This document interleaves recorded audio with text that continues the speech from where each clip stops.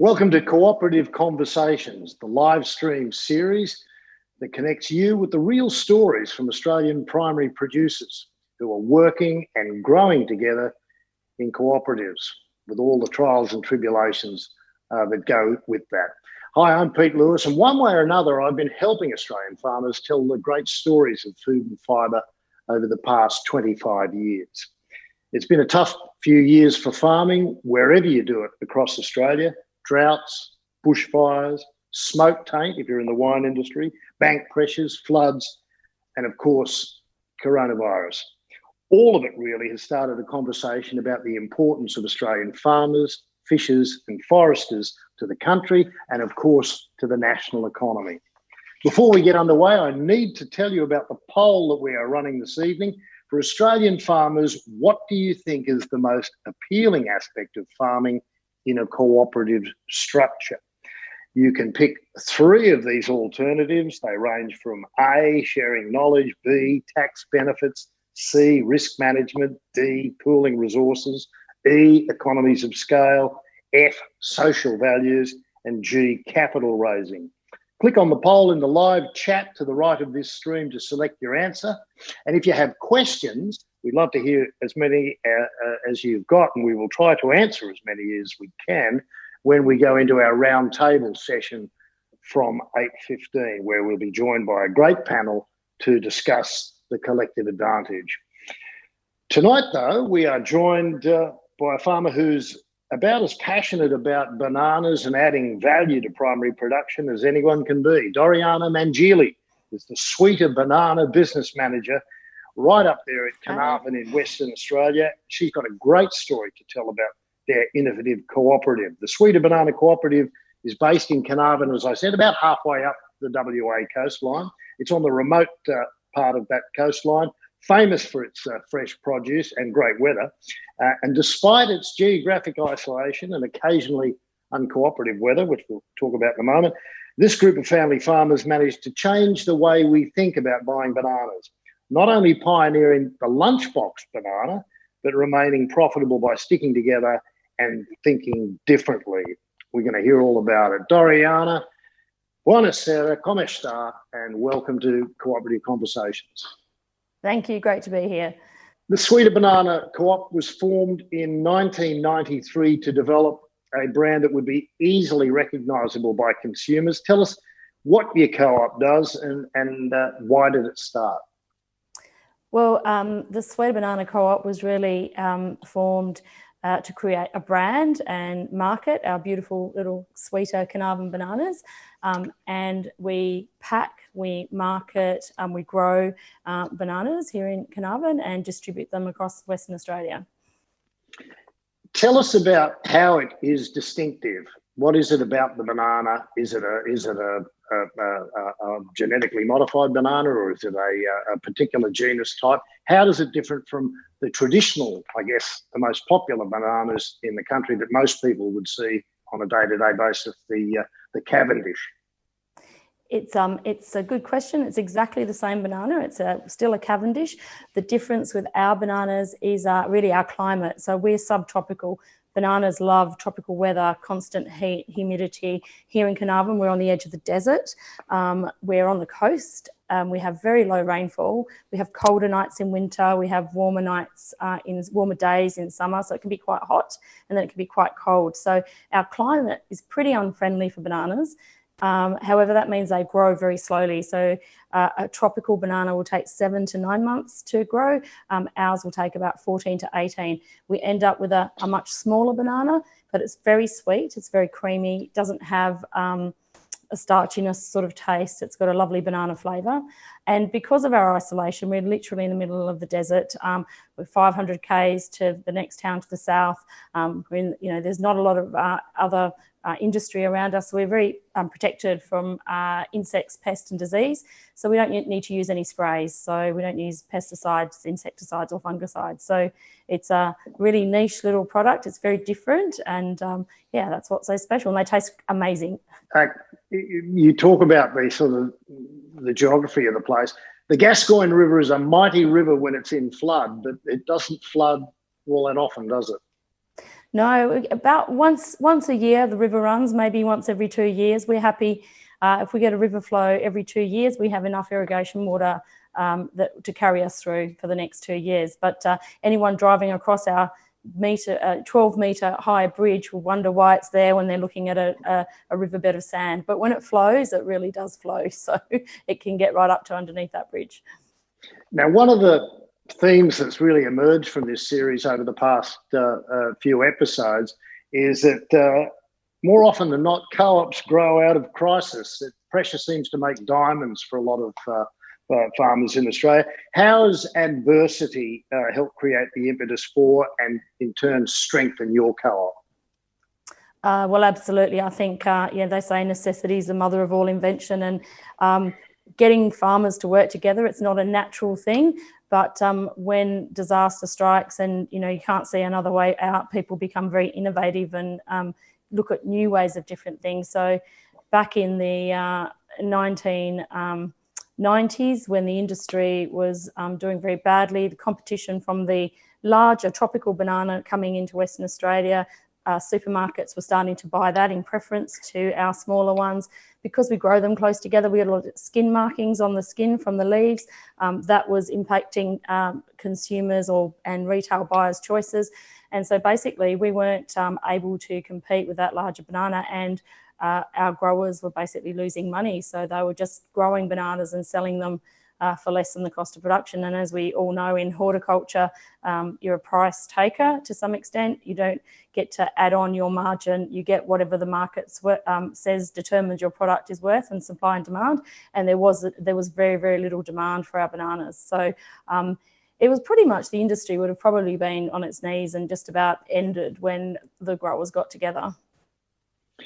And in a sense, you were ahead of the curve in terms of trying to explain to consumers that although they do come in all types of shapes and sizes, and occasionally take a bit of a hiding on the outside, there's absolutely nothing wrong with the fruit inside. And it's a tough thing to sell, but you made that your strength. You differentiated yourself with the smaller product, and with one that, mightn't have been what people regard as absolutely perfect. Yeah, that's right. And I mean, in the initial days when the growers got together, they decided that the best course of action was to try and grow bigger bananas. So at that point, a third of the bunch was being chopped off in the paddock to try and make those bananas fill out and grow bigger. Another third of the bunch was being discarded in the packing shed because it still wasn't up to standard. And then the final third, which was the bit that got packed, was sold at below the cost of production. So they really had to sit down and say, well, we can't compete with them on that level with this big, larger banana. Why don't we promote what's different, what makes our banana so special? And that's how the lunchbox banana came about, that it was actually small enough to fit in a child's lunchbox and make that the selling point, rather than trying to compete with something that we really couldn't compete with, that wasn't viable. Look, in industry terms, bananas are the most popular fruit on the Australian market. The business is worth somewhere in the vicinity of $600 million a year, 400,000 tonnes in a pretty good year. And 94%, as you said, of bananas are grown in the state of Queensland. You've been able to create, with that small niche market, however, a very sustainable business for your co-op. Yeah, we've invested a lot in the marketing. Branding obviously was really important. The quality, improving the quality and getting the customer perceptions of quality and addressing those things, educating consumers. So we do a lot of face-to-face stuff at places like the Royal Show, in-store taste demonstrations, lots of marketing, really getting that message across, and it's been quite successful. So we do have now a very loyal following of people that only buy our bananas, and people that I meet time again in stores who say, oh, I met you at the show and we tried your banana for the first time and now it's the only one I buy. So yeah, it's been a lot of investment, but obviously West Australians are very parochial as well. So being able to let people know that this is a West Australian banana and helps people to make that choice. So it's been a big journey, but it's a lot of investment into marketing. And yeah, as you said, when we started doing that, there wasn't a lot of branding, there wasn't a lot of marketing in fruit and vegetables. It was very much a commodity market, and we saw from the very outset that we needed to make ourselves different to be out of that commodity space and into a space where people were searching out our product. Was there a fair old shakeout of growers from back 30 years ago when you really hit the crunch? Are they the same people in your industry? Have you had a flush of new growers and new blood into the business over that time, or have there been a lot of people who just hung in? We have a mixture. So we have in our cooperative, we actually manage 2 farms of our founding members who have retired from the industry. They didn't want to keep growing, but they wanted to keep the bananas in the cooperative. So we run those farms ourselves. We have a number of new entrants to the industry, and I was one of them back in 2005.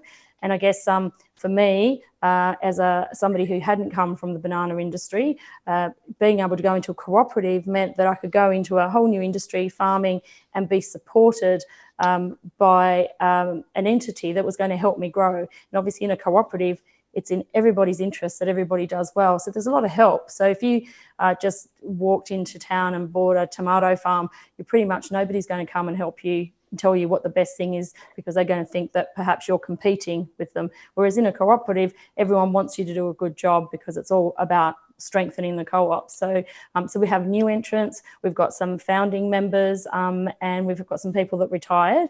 Obviously, not everybody's in the cooperative. So when we started the cooperative, everyone came in, 50 members, and as the co-op progressed and it became more serious, you ended up with quite a few diverging views about how things should happen.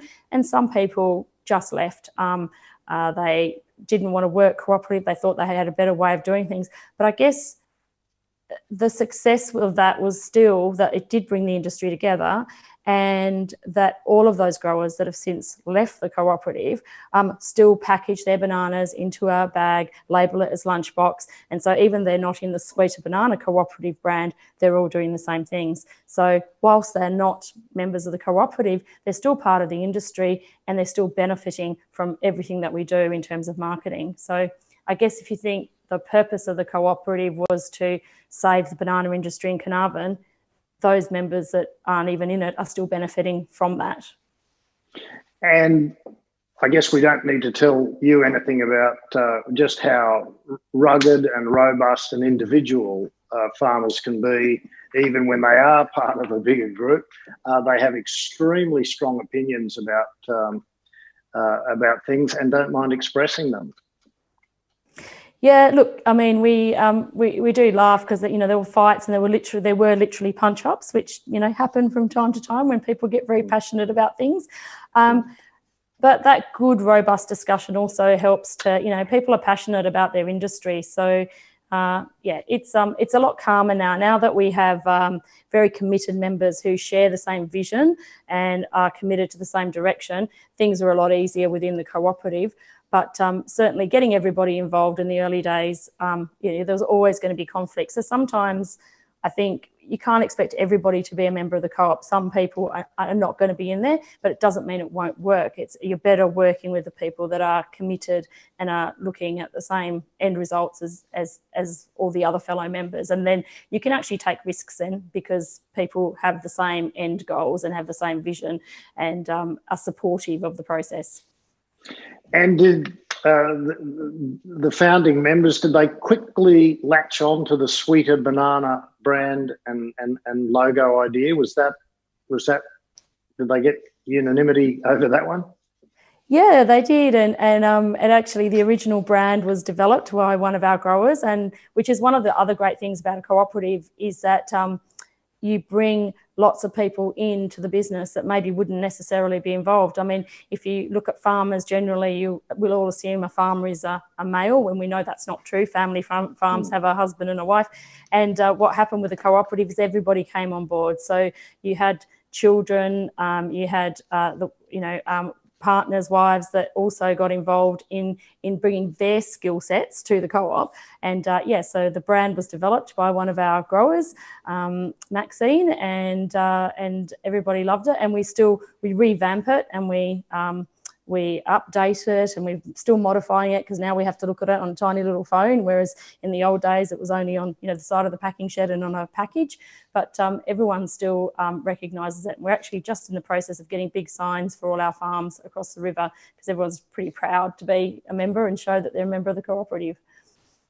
And in terms of it's a product primarily, I guess, aimed at the domestic WA market, but do some of your bananas find their way over east, and how do banana growers in other parts of Australia respond to this product differentiation? Because, as you said, for just all intents and purposes, a banana is a banana everywhere else. Well, it's quite interesting. We don't send bananas to the East Coast. When we started doing the lunchbox banana, the perception in the industry was that bananas in a bag were the ones that were the old ones. You go into the supermarket and all the manky old rotten bananas get put in a bag with a dollar sticker on it. So that was the perception of bananas in a package at that time. The industry's now completely changed, and if you go into retail now, you will see Queensland bananas in packages called lunchbox bananas. You will see bananas with bands around them, little nanos. So I think we have, in a way, led the way in proving to retailers that people will buy a smaller banana and will buy a packaged banana. We developed a product called Smoothies in 2010, which was bananas that were perfect for smoothies. These were bananas we would have thrown out, and that product is still going strong today. So I think we led the way and we changed the market. It may have happened anyway, but certainly when I look in the shops, I think, well, that's that we led that, and we're still trying to lead. But yeah, look, the Queens, I've got lots of people that are growers in Queensland. They're all lovely people, and they're all very supportive of what we're all doing to promote the banana industry. I mean, these days they dip one of the ends in red wax, don't they? Is there an agronomic or shelf life reason for that, or is just marks it out as being slightly different in the market? Yeah, I think that probably there may be some benefit, and obviously in protecting the banana a little bit, but the main idea of that one was a marketing push, and by the ski archers that they have the eco bananas there. So and that's just another way of that group of growers differentiating how they grow bananas and promoting that as a different thing. So it's good. I think it's good. It gives consumers choice, and the age that we live in now, people want to know a lot more about their food. They want to know how it's grown, where it came from, all of that. And it's really good. The banana industry is really in the forefront of doing that. Well, let's drill down a little into the Sweeter Banana Cooperative. Initially, it was a simple cooperative, but its structure seems to have moved on to one that more closely aligns benefits received by members to the profits and costs that each brings to the business. What is the structure of your cooperative?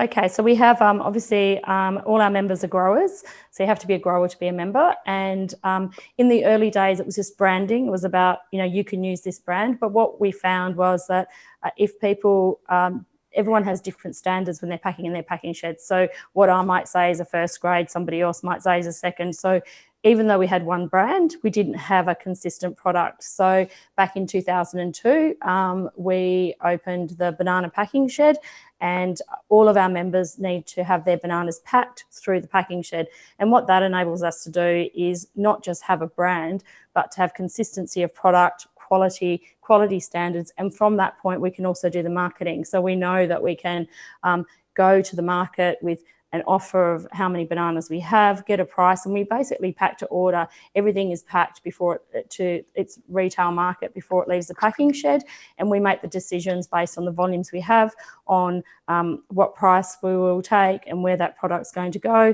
and then the returns are distributed to members in line with how many cartons of first grade or second grade they've sent in. So we take away a lot of the pain from the growers in terms of that they just focus on the growing side, they harvest the big bunches, and then we take care of it from that point on. So we do all the grading, we have all the quality assurances and all the certifications that you need to service the major retailers.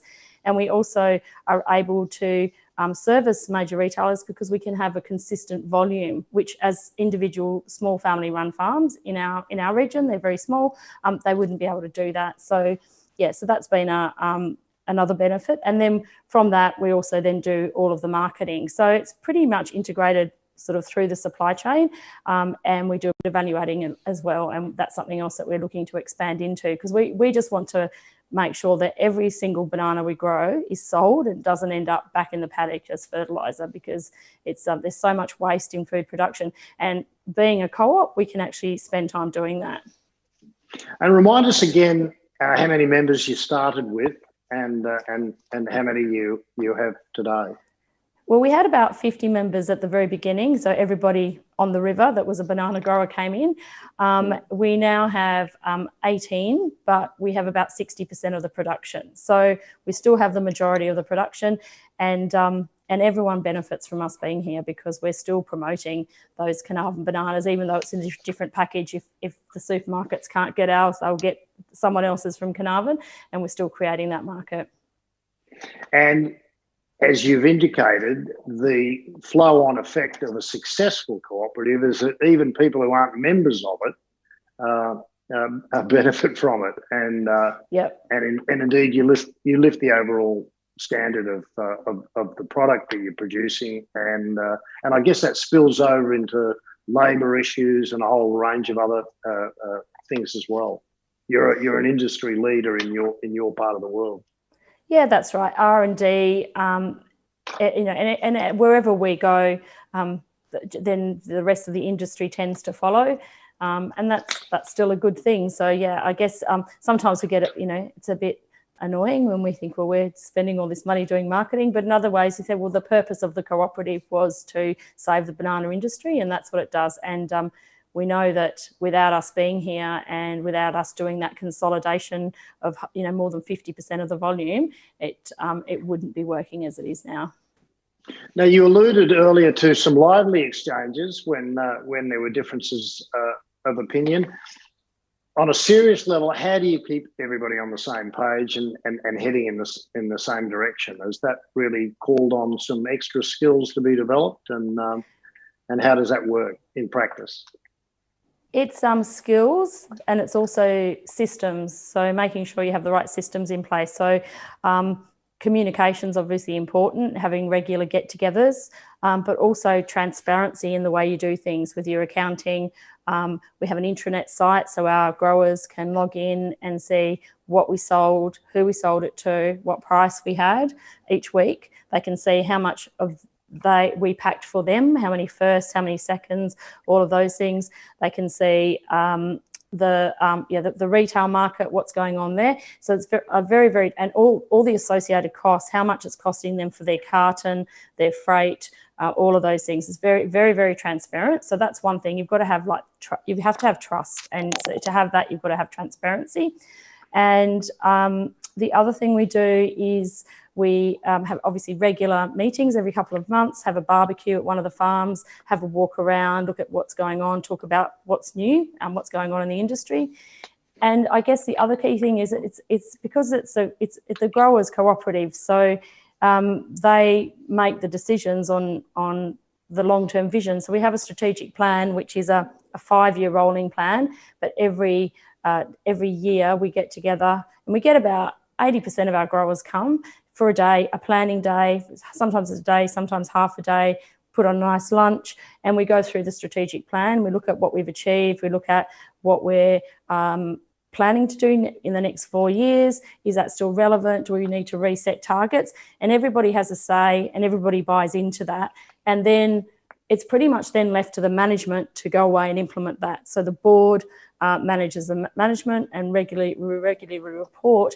But I think two things. One is transparency, that direction. But the other thing is not having the member growers too involved in the day-to-day running, leaving that to the people that you've employed as well. So, and trusting us with that. So yeah, it works pretty well. We still have robust discussions, but we've had very, very consistent membership sort of for the last sort of 8 years. We've had new people coming on, or we've had a couple that have retired or left town, but certainly there hasn't been any walkouts saying, oh, that's it, I'm not packing my bananas here anymore. So it's a good measure of success, I think.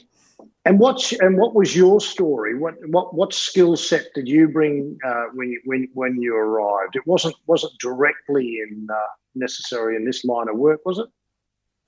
No, I was a business analyst. So I was working in the United Kingdom. Actually, I worked for National Mutual in Australia, and then I went to work for them in the United Kingdom.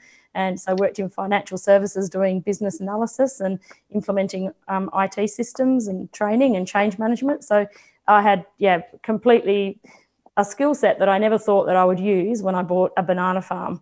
But I went to my first strategic planning meeting and came out with a million ideas of what we should be doing and got involved. And I think that's probably one of the best things about moving, from somewhere like the United Kingdom back to Australia and then moving to a regional area and thinking, oh, I'm never going to use my skills again. And then finding that in farming, there's just such a need. It's a business like any other business, and those business skills are really important. And whilst we have a lot of growers who are really, really experienced at growing, they didn't have some of the experiences and knowledge and skills that I had. So, and again, because we're a cooperative, I managed to get involved. So, and that wouldn't happen if we were all working on our own individual farms. Well, as you've said, there are few places as wonderful to farm and to frankly live as the Gascoyne region and Carnarvon. But every once in a while, the weather gods turn very sharply on that part of Australia, don't they? And you have dramatic cyclones, droughts, and all those kinds of challenges, which really, I guess, tend to upset that whole apple cart of strategies, 4 years or otherwise.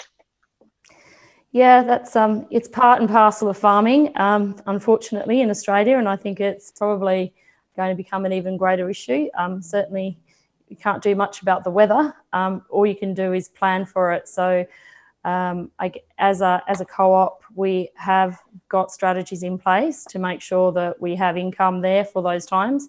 Like happened in 2015, we had a 100% wipeout in a cyclone, but we managed to continue and keep employed our key staff, keep all our overheads covered, and then we're able to, once the production came back on 15 months later, get back into and pick up where we left off, as you say. So it's and that those issues are for, all farmers face those issues across Australia, and but at least working together, you can start to put some of those business strategies in place, contingency plans, savings accounts, and all those things to make sure that you're in a good position when things go right, which they eventually do. Well, I think one of the strategies you employ will certainly prick up ears in other parts of Australia. Tell us a little bit more about the mutual risk pool that insures your farmers in the case of a crop failure. Yeah, so this is a Carnarvon Banana Industry Fund. So all growers in Carnarvon are able to participate in that. It's a self-insurance fund. It was started in the 1960s. Actually, Tom Day, who was one of our previous chairs and one of our founding members, it was his father, who was a banana grower at the time, that went to the government after 2 years in a row of terrible cyclones, which wiped out the industry, and said, why don't we have a fund, we put money in, and then when there's a disaster, there's some money there to help people get back on their feet. And the government thought it was a good idea. So initially it was co-funded, so matched contribution from industry and government until about the 1980s. And then the matched contribution stopped and the fund went into industry hands, and it still continues today. So it's run by the banana growing industry in Carnarvon. It's optional to join, but everybody does. And as happened in 2015, and as just happened a few weeks ago, if you have more than 15% of damage across your crop due to a weather event, there's a compensation fund, and you get paid based on what your plantings are, what your average production has been for the past few years, and in effect compensated a small amount, not as much as you would have if you'd grown that fruit and packed it, but it's enough to get you back on your feet, get you replanted, and keep you going a little bit until the crops come on. And I think it's amazing, and it's a one of a kind. I don't think there are any other funds in the world that are totally run by farmers, and it means we're not putting our hand out to government for support when things happen, because we're self-insured. Well, as I say, I think there'll be a lot of other people who hear and see this who'll be very intrigued, and you'll probably be fending off all sorts of inquiries over the next weeks and months to explain how it works and how they can fund it. Now, obviously, there are a whole lot of other challenges for making the banana business work, from market situations and pests and disease and so forth. What are your farmers up against? What are the significant challenges in the Gascoyne?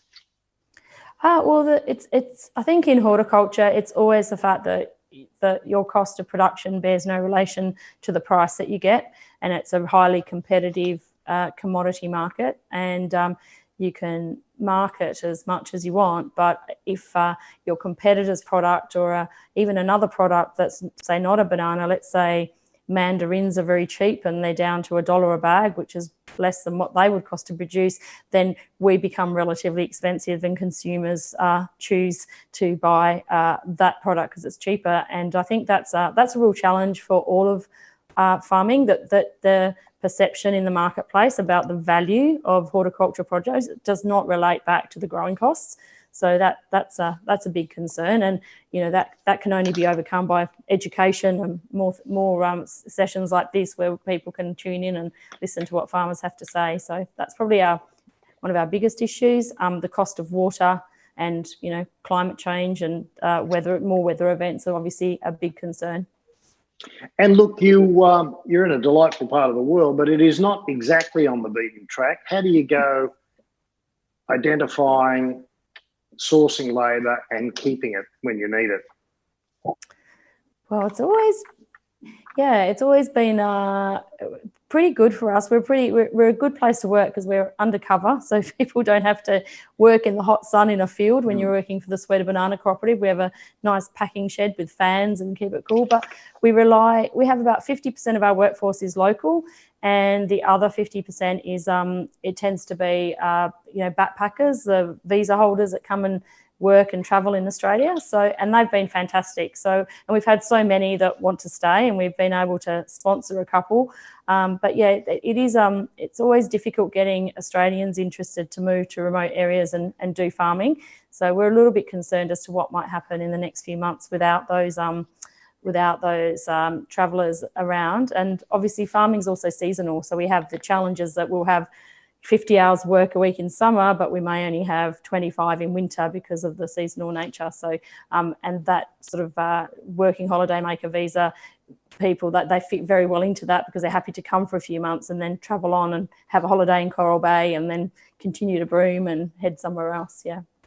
Well, I mean, it's one of the things that we've noticed over the past few months, and we've mentioned it in just about every episode, that as a commodity sector, agriculture's probably performed as well as any sector in the Australian economy, and has stepped up and provided the food that was required, despite occasionally people going into supermarkets and stripping everything. Do you think would it be nice to think that not only consumers but policymakers and government sort of respond to that and pick up issues like working visas and other ways of, I guess, acknowledging the role farmers and farming and food production have made over the past 6 months? Yeah, it was quite nice to feel really special during COVID, and for people from the government to be ringing us and asking us what business continuity plans did we have, what did we need to do to keep production going, and being very keen to ensure that the food chain still worked. And it was really lovely to sit back and not just for us, but also people like truck drivers, who are so important in Australia, that if we didn't have truck drivers, and it's probably the most underrated job, but we would have no food. We literally would not function. You know, Australia stops without truck drivers. So it was very gratifying, I think, to feel that government was taking notice. And what we have found is, you know, especially here in WA, the West Australian government set up a reference group and invited us, lots of different sectors from horticulture and other primary production areas on, and those meetings were every week. They're now every month, but the conversation is still going, and we're having this ongoing discussion about what the issues are. So I think it was a bit of a wake-up call for everybody, and it's been really nice to feel that the industry is valued, and we do play a really important role. And of course, we were an industry that kept going, kept working, kept employing people, and kept creating economic benefit as well as feeding people. So it's nice to be recognised. The Sweeter Bananas were among a group of West Australian producers who were able to leverage the State Department of Primary Industries and Regional Development's Buy West, Eat Best brand to market to your significant market, West Australians. How important is to have that behind you to sort of further differentiate your product, you know, at retail? Yeah, it's the Buy West Eat Best brand. It's just another form of collaboration. So we have been members since it founded, and I just can think of no better way of promoting your brand than to group together with a whole other bunch of like-minded people, whether they make preserves, their beef or seafood, that can all unite under one logo that says this is Western Australians. And you know, as you say, Western Australians are very parochial. We like to, we're a little bit different. I'm sure we'd like to secede sometimes, but so people like to know what's local. And we've invested a lot in Buy West Eat Best. We've been a co-investor in TV ads, and totally believe that, because again, under a collaborative marketing arrangement like that, every time someone picks up your pocket product, so if we sell 2 million banana bags a year with that brand on it, every time somebody sees that logo, it's imprinting in their brain. And if they see it on the lady who does, you know, 50 jars of honey a week, they're still remembering that. So it really, really works. And I think there should be more of it. And whether local means like WA or your local farmers market or Australian, it's really important that we invest in promoting what's good about that. And you know, if it's local, generally it's fresh, and it's been a really good thing for us, and we wholly support it. It's given you the confidence. You talked about investment. It's given you the confidence to invest in some new technology and new products and new cold stores. How important was that to put a foundation into what you're doing and where you're heading? Yeah, well, the cool chain stuff was really interesting, because we'd always been told that our bananas didn't last as long as the tropical bananas, and that because they've got very thin skins and they do mark very easily. But we were told that they just, you know, they just don't perform as well. And again, because we're a co-op, we're able to then look at that as a problem, invest some R&D, and see whether we could fix this. And what we found was, with the right processes in place, we could extend our shelf life from 1 to 2 days, which is how long it lasts in the consumer's fruit bowl, to 5 to 6 days, which is the same as tropical bananas. And so that's been a really big impact, I think, because people are going to buy your product more if they've got confidence that it's going to last a long time, and they'll come back and purchase it again. So that's been a big investment for us. And we were able to, as I said, extend that shelf life, which is fantastic. And was it tough for the co-op to go out and find the finance to do that, to undertake that? Was that a a big leap of faith for you? It was a big decision, but it wasn't a leap of faith because once we saw the results, we knew that would help us to sell more products. So, and we utilised the West Australian government, the cooperative loan system, which is a great fund that you borrow the money. It's at commercial rates. A bank underwrites it, so it's not easy money. You have to go through the same processes that you would to borrow money from anybody. You've got to have a business case. You've got to be able to repay it. You pay interest and you pay a guarantee fee to the bank. But it allows your capital repayments to be tax deductible. So that's a really good way of cooperatives building capital, because you're not paying tax on the capital repayment, and therefore you can grow your asset base and then be able to do the next thing. So we're really happy with the results of that. Look, as I said at the outset, we are running a poll again tonight as part of this conversation with Doriana Mangili, and later with our roundtable discussion. And the poll question today is for Australian farmers: what do you think is the most appealing aspect of farming in a cooperative structure? And there are a whole range of things that you can tick off, from sharing knowledge, the tax benefits, risk management, pooling resources, economies of scale, social values, and capital raising, all of which Doriana has spoken about in terms of the Suite of Banana Cooperative.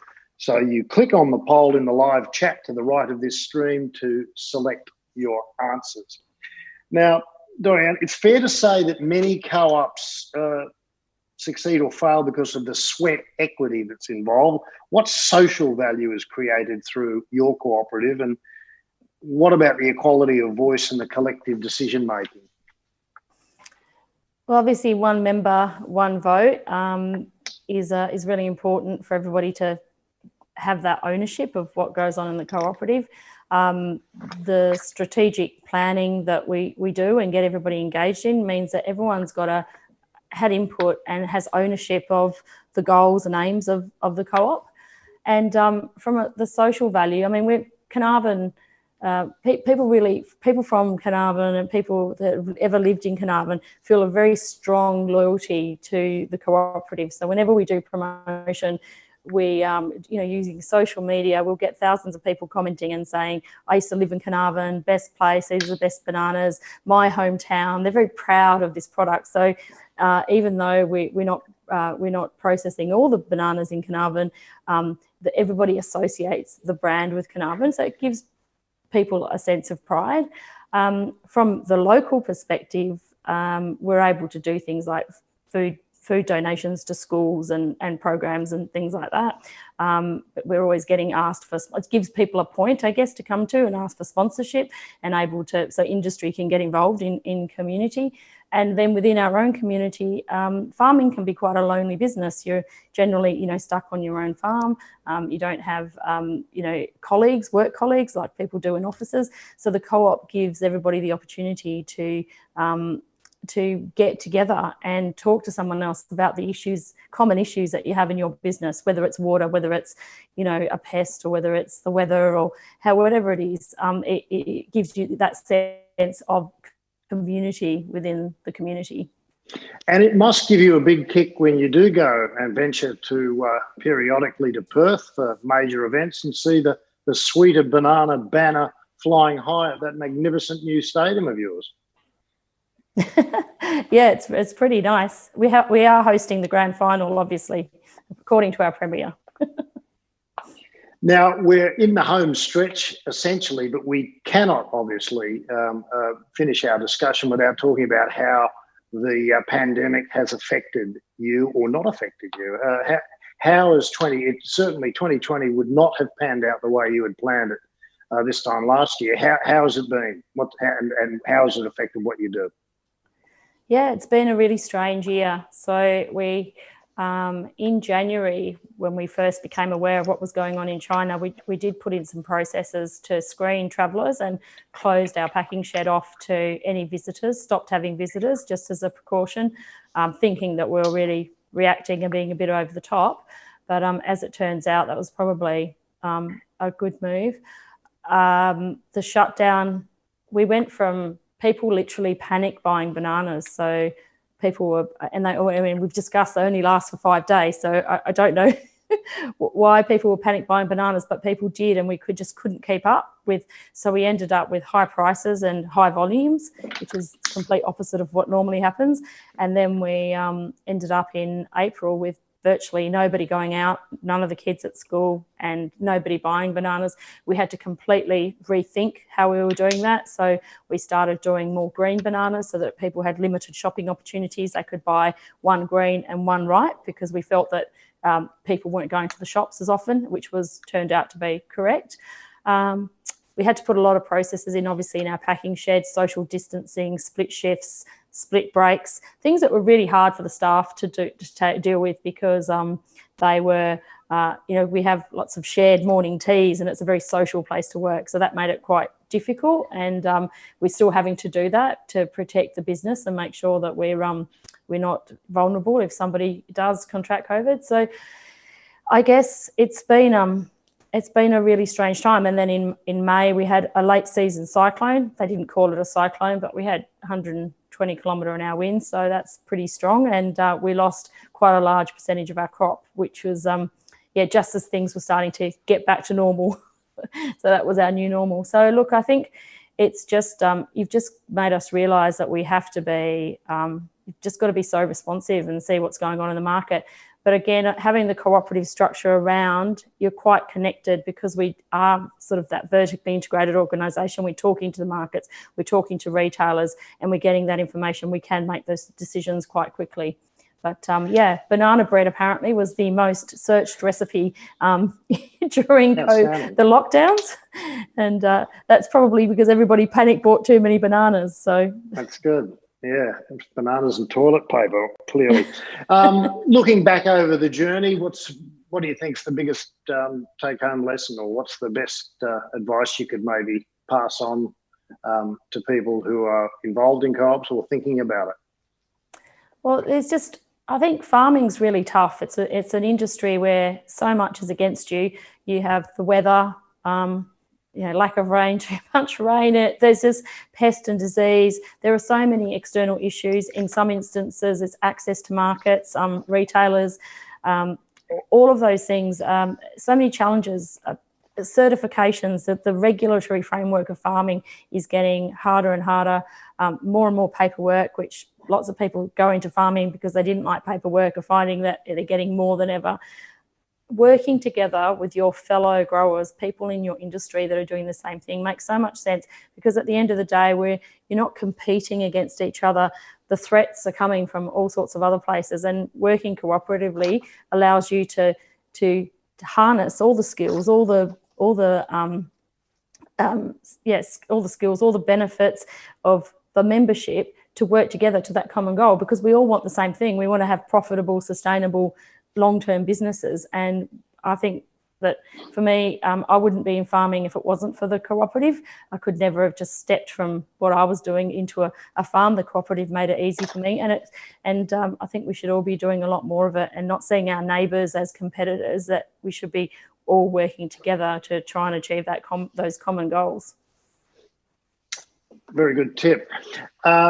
You're going to be joining us a little bit later for the roundtable, but for now, grazie mille, Doriana. We really appreciate the story. It's a fascinating story. The lunchbox banana developed up there and successfully marketed right throughout Western Australia from Carnarvon. So we really appreciate your input to that.